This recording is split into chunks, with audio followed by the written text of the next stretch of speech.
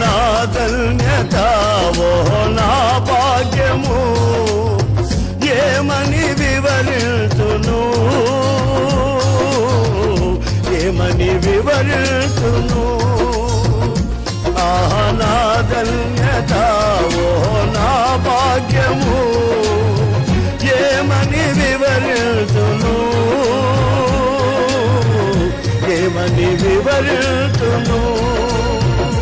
నేనెందుకని నీ సొత్తుగా మారితిని, యేసయ్యా నీ రక్తము చే కడుగబడినందునా,